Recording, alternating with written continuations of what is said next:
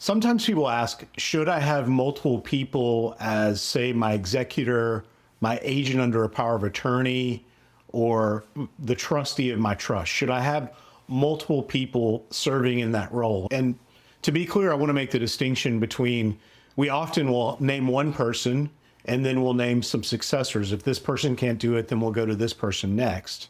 But what I'm talking about here is actually naming multiple people to serve in that role together.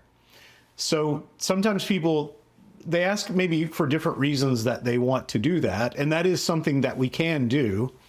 And typically for two reasons. Sometimes people say, I want to make sure I avoid any situation where maybe one person is in charge and they could maybe abuse that authority to take out things on other people and do things to their detriment or force a bad situation. And instead, I would like to maybe have multiple people serving in that role, so they have to make decisions together so that everything has to be unanimous. And so that might be one reason we do that. And when we do that, I like to build some other things in there. So when we have maybe a unanimous decision, when everybody's got to make a decision together, or even a majority decision, if we've got an even number of people, we can sometimes run into the situation where we have a stalemate or an impasse. And so even though we've got all these people doing this together, if somebody doesn't want to do something, then they can just refuse to take any kind of action, and then everything comes to a standstill and they've gotten what they wanted anyways. So sometimes we like to build in some mediation process to make sure that's not going to happen. So for example, using a trust, we will often incorporate what's called a trust protector.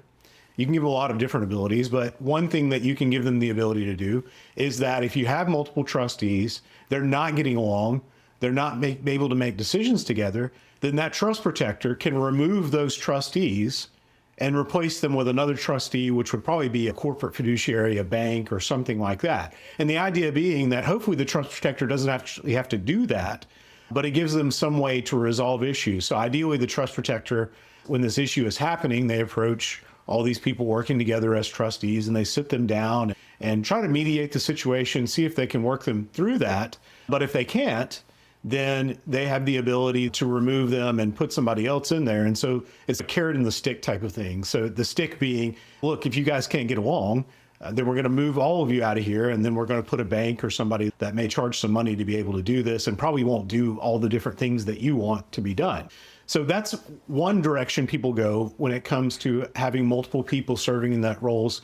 Sometimes people tell me they just want it for the sake of convenience. So they say, my kids get along, but I want them to be able to share the load. Say, for example, there's a closing, so a piece of properties being sold, something like that. If one is on the other side of the country, they don't all have to sign off on everything they're closing. One of them can just come on behalf of representing everyone else. So sometimes we do things that way more for the sake of convenience. But yes, it's something that we do often. We can name multiple people in those roles: agents under a power of attorney, trustees, executors under a will.